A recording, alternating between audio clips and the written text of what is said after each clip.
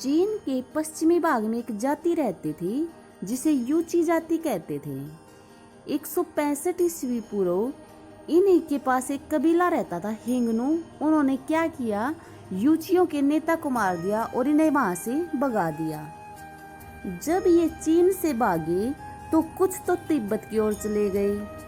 जो संख्या में थोड़े थे इसलिए इन्हें कनिष्ठ यूची कहा गया, और जो बहुत ज्यादा संख्या में थे उन्हें ज्येष्ठ यूची कहा गया।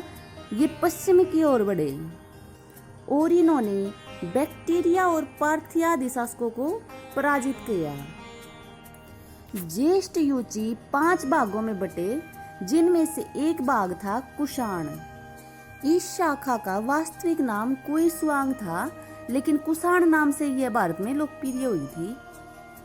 इस शाखा के नेता कुजुल कडफिसस ने भारत में जो पश्चिमोत्तर क्षेत्र है, जिसके अंदर काबुल और कंधार का हिस्सा आता है, इसके साथ साथ जो गांधार का हिस्सा आता है, वहां पर अधिकार कर लिया था इसने और तक्षशिला को अपनी राजधानी बनाया है। कुषाणों के बारे में जानकारी हमें चीनी इतिहास से भी मिलती है।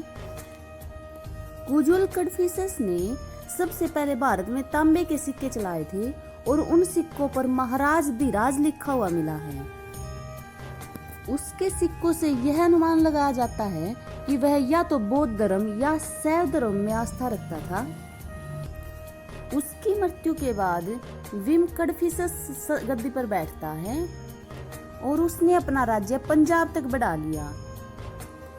इसे ही भारत में कुषाण शक्ति का वास्तविक संस्थापक माना जाता है, क्योंकि इसी के समय कुषाणों ने भारत में एक विस्तृत और स्थायी राज्य की स्थापना की थी। इसके समय में सोने और तांबे दोनों प्रकार के सिक्के चलवाए गए। उसके सिक्कों पर एक और यूनानी लिपि थी और दूसरी ओर खरोष्टी लिपि। इसके सिक्के बेलग्राम, पेशावर, तक्षशिला, मथुरा, गोरखपुर, वाराणसी और इंदौर तक पाए गए हैं। इससे संकेत मिलता है कि उसका प्रभाव इन क्षेत्रों में था। ये बड़ी बड़ी उपाधियां ग्रहण करते थे, जैसे महाराज, महाराज धीराज, महेश्वर, सर्वलोकेश्वर। इसके सिक्कों पर शिव की आकृति, नंदी बैल और त्रिशूल आदि अंकित मिले हैं, जिससे पता चलता है कि इसकी शैव धर्म में आस्था थी। इसके बाद इस वंश का महान शासक कनिष्क आता है, जो 78 ईस्वी पूर्व राजगद्दी पर बैठा। 78 ईस्वी पूर्व ही इसने शक संवत जारी किया और आज भारत सरकार द्वारा इसी संवत का प्रयोग किया जाता है। इसने राजगद्दी पर बैठते ही सबसे पहले चीन के शासक पांचाओ से युद्ध किया। सब पहले तो यह पराजित हो गया, परंतु बाद में यह विजयी हो गया। दूसरा इसका महत्वपूर्ण कार्य बौद्ध धर्म में था। बौद्ध धर्म में बहुत समय से विचारों में विभेद चल रहा था। ये तीसरी बौद्ध संगीति के बाद ही चल शुरू हो गया था। इसका निवारण कनिष्क ने ही किया। इसने क्या किया, कश्मीर के कुंडलवन में चौथी बौद्ध संगीति का आयोजन किया और बौद्ध धर्म को हीनयान और महायान 2 भागों में विभाजित किया, जिससे बौद्धों के बीच आए हुए विचारों के मतभेद का अंत हुआ। इस संगीति की अध्यक्षता तो वसुमित्र ने की थी और उपाध्यक्ष इसके अशोक घोष थे। कला के क्षेत्र में भी कनिष्क के समय भारत में 2 नवीन कला शैलियों का जन्म हुआ, जिसमें गांधार कला और मथुरा कला शैली कहते हैं। गांधार कला को इंडो ग्रीक शैली या ग्रीक बुद्धिस्ट शैली भी कहते हैं। इसका केंद्र बिंदु गांधार था। इसमें क्या था, महात्मा बुद्ध और बोधिसत्व थे, जो उनकी मूर्तियां काले स्लेटी पाषाण से बनाई गई थी। यह यूनानी देवता अपोलो की एक नकल थी। इन मूर्तियों में भौतिकता स्पष्ट रूप से दिखाई देती थी। दूसरी कला शैली थी मथुरा कला शैली। इस कला शैली में लाल बलुआ पत्थरों का प्रयोग किया गया और इसमें बौद्ध, हिंदू और जैन धर्मों से संबंधित मूर्तियों का निर्माण किया गया था। बुद्ध की प्रथम मूर्ति का निर्माण इसी शैली में किया गया है। कनिष्क बौद्ध धर्म की महायान शाखा को मानता था। इसने अपनी राजधानी पुरुषपुर थी, जो पेशावर, वहां पर क्या किया, 400 फीट ऊंचा और 13 मंजिलों का एक टावर बनवाया। उसके ऊपर एक लोह का छत्र लगवाया और उसी के पास एक विशाल संगाराम बनवाया जिसे कनिष्क का चैत्य कहते हैं। इसका निर्माण एक यवन वास्तुकार अंगिलस थे उसके द्वारा करवाया गया था। कला शैली के साथ साथ कनिष्क ने नगर निर्माण में भी अपनी रुचि दिखाई। उसने कश्मीर में एक कनिष्कपुर और तक्षशिला में सिरकप नामक एक नए नगर का निर्माण किया। इसके साथ साथ इसने क्या किया, जो चीन से रोम जाने वाला सिल्क मार्ग था उस पर अधिकार कर लिया। ये 3 मार्ग थे। पहला तो कैस्पियन सागर से होकर जाने वाला मार्ग, दूसरा था मरव से फरात नदी होते हुए रोम सागर पर बने बंदरगाह तक जाने वाला मार्ग और तीसरा था भारत से लाल सागर तक जाने वाला मार्ग।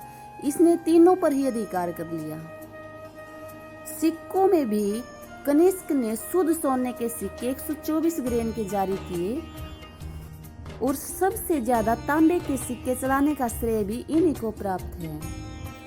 अगर हम विद्वानों की बात करें तो कनिष्क की राजसभा में अनेक विद्वान थे। इनमें पाशरव, वसुमित्र और अशोक घोष जैसे बौद्ध दार्शनिक थे। नागार्जुन जैसे प्रकांड पंडित और चरक जैसे चिकित्सक उसकी राजसभा में रतन थे। कनिष्क का पुरोहित संघरक्ष था। इनका प्रशासन मौर्यों की तरह केंद्रीकृत नहीं था बल्कि विकेंद्रीकृत था। इनके बाद आने वाली अनेक शताब्दियों में क्षेत्रीय राज्यों ने इसी ढांचे को अपनाया था। कुषाण काल की इन सामाजिक, राजनीतिक, आर्थिक और धार्मिक क्षेत्र की प्रगति को देखते हुए कुछ विद्वान तो भारतीय इतिहास का स्वर्ण युग कुषाण काल को ही कहते हैं। कनिष्क ने 102 ईस्वी तक शासन किया था। उसके बाद इसका पुत्र वशिष्ठ राजा बनता है जिसने 106 ईस्वी तक राज किया।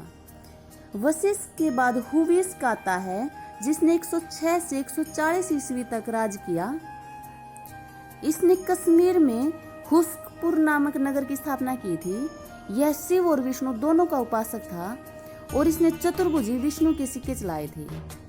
इसके बाद आता है वासुदेव। यह भी विष्णु और शिव का उपासक था।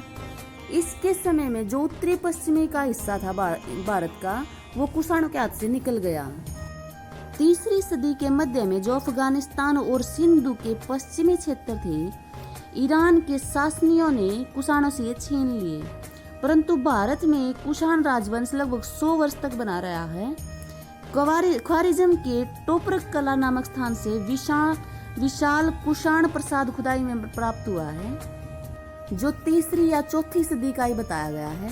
इसमें प्रशासनिक अभिलेखागार था जहां पर अरमाइक लिपि और ख्वारिज्म भाषा में लिखे हुए पुरालेख और दस्तावेज रखे हुए मिले हैं। कुषाणों के पूर्वी हिस्से में जो नागभारसी वंश है उसने अधिकार कर लिया था। इस प्रकार कुषाण वंश अपने पतन की ओर बढ़ता चला गया। हमें कुषाणों के सोने और तांबे के सिक्के तो मिलते हैं परंतु चांदी के सिक्के नहीं मिलते। इससे यह लगता है कि कुषाणों ने चांदी के सिक्के नहीं चलाए। इस प्रकार हम कह सकते हैं कि अगर मौर्योत्तर काल के बाद किसी विदेशी जाति ने अपना अस्तित्व एक बड़े स्तर पर बनाया है तो वो कुषाण ही थे। इन्हीं की तरह एक जाति थी शक, जो यूनानियों के बाद मध्य एशिया से भारत पर आक्रमण किया। उन्होंने यूनानियों से अधिक भाग पर कब्जा किया। शक कुल 5 शाखाओं में विभाजित थे। एक शाखा तो इनके अफगानिस्तान में बस गई और 2 शाखाएं भारत के उत्तरी क्षेत्र में तक्षशिला और मथुरा में तथा 2 शाखाएं भारत के पश्चिमी क्षेत्र में नासिक और उज्जैन में बस गई थी। भारत में जो शक राजा थे वे अपने आप को अक्षत्रप कहते थे। जो तक्षशिला के शक थे उनका प्रथम शासक था माउस, जिसने 20 ईस्वी पूर्व से 22 ईस्वी तक शासन किया था और इसके 2 अन्य शासक थे एजेज और एजलिसिज। शकों की जो दूसरी शाखा थी मथुरा वाली, वो पहले मालवा क्षेत्र में रहते थे, लेकिन 57 ईस्वी पूर्व मालव वंश के एक विक्रमादित्य नामक शासक ने इन्हें पराजित कर दिया और इन्हें वहां से भगा दिया। उसके बाद ये मथुरा आ गए। इसी विक्रमादित्य के नाम पर एक नवीन संवत विक्रम संवत मिलता है, जो 57 ईस्वी पूर्व इसकी नींव पड़ी। मथुरा का प्रथम शासक राजुल था और राजुल के बाद उसका पुत्र सोडास राजा हुआ। शकों की जो तीसरी शाखा थी वे नासिक के शक थे। इनमें दो प्रसिद्ध शासक हुए हैं, भूमक और नहपान। इनमें भी प्रसिद्ध शासक नहपान हुआ है जिसने 119 ईस्वी से लेकर 124 ईस्वी तक शासन किया। इसके राज्य में काठियावाड़, दक्षिणी गुजरात, पश्चिमी मालवा, उत्तरी कोंकण और पूना का क्षेत्र शामिल था। इसने महाराष्ट्र का जो क्षेत्र था वो सातवाहन राजाओं से छीना था। पेरिप्लस के अनुसार इसकी राजधानी मीन नगर थी जो बड़ौच और उज्जैन के बीच में पड़ती है। सातवाहन शासक गौतमीपुत्र सातकर्णी ने इसे पराजित करके मार दिया था। नहपान ने अपनी एक पुत्री का विवाह सातवाहन शासक ऋषभदत्त से भी किया था। ऋषभदत्त को उसावदत्त भी कहते हैं। इसके बाद आती है शकों की चौथी शाखा जो मालवा या उज्जैन के थे। इस वंश का सबसे प्रसिद्ध शासक था रुद्रदामन, जबकि पहला स्वतंत्र शासक था चष्टन। जो रुद्रदामन था उसने 130 ईस्वी से लेकर 150 ईस्वी तक शासन किया था। इसके बारे में जानकारी हमें इसके जूनागढ़ अभिलेख से मिलती है जो इसने 150 ईस्वी में लिखवाया था। इस अभिलेख से पता चलता है कि इस समय यहाँ का राज्यपाल सुविशाख था जिसने सुदर्शन झील का बांध का पुनर्निर्माण करवाया था। रुद्रदामन व्याकरण, राजनीति, संगीत और तर्कशास्त्र का प्रगाढ़ पंडित था। मालवा के शकों में अंतिम शक शासक रुद्र सिंह तृतीय थे जिसे गुप्त शासक चंद्रगुप्त विक्रमादित्य ने मारकर पहली बार मालवा क्षेत्र में व्याघ्र शैली में चांदी के सिक्के चलवाए।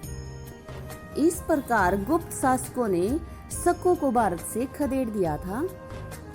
मौर्योत्तर काल में ही मध्य एशिया के ईरान से एक शाखा आई थी, पार्थियाई, जिसने 171 ईस्वी पूर्व भारत पर आक्रमण किया। इसका वास्तविक संस्थापक मिथ्रेडेटस प्रथम था जिसने 171 से 130 ईस्वी पूर्व तक भारत पर राज किया। परंतु इसका प्रसिद्ध शासक गोंडोफर्निज था जिसने 20 ईस्वी से लेकर 41 ईस्वी तक भारत पर राज किया था। इसने अपनी राजधानी तक्षशिला बनाई थी। गोंडोफर्निज के बारे में जानकारी हमें इसी के एक अभिलेख तख्ते बही से मिलती है। ये पेशावर जिले में स्थित है जो तख्ते बही अभिलेख है।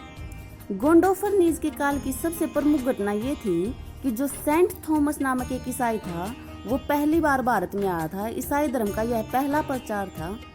बाद में दक्षिण में चला गया और तमिलनाडु में से मार डाला गया। इसी के अभिलेख से हमें यह पता चलता है कि ईसाई धर्म भारत में पहली सदी में आया था। इस प्रकार मौर्य काल के बाद पूरा भारत छोटे छोटे टुकड़ों में बट गया जहां पर कुछ भारतीय राजवंशों ने अधिकार रखा और कुछ विदेशियों ने। मौर्यों के बाद भारत की राजनीति में गुप्त आते हैं जिन्होंने इन सभी पर अधिकार कर लिया और एक विशाल साम्राज्य की दोबारा स्थापना की। कनिष्ठ युची कहा गया और जो बहुत ज्यादा संख्या में थे उन्हें ज्येष्ठ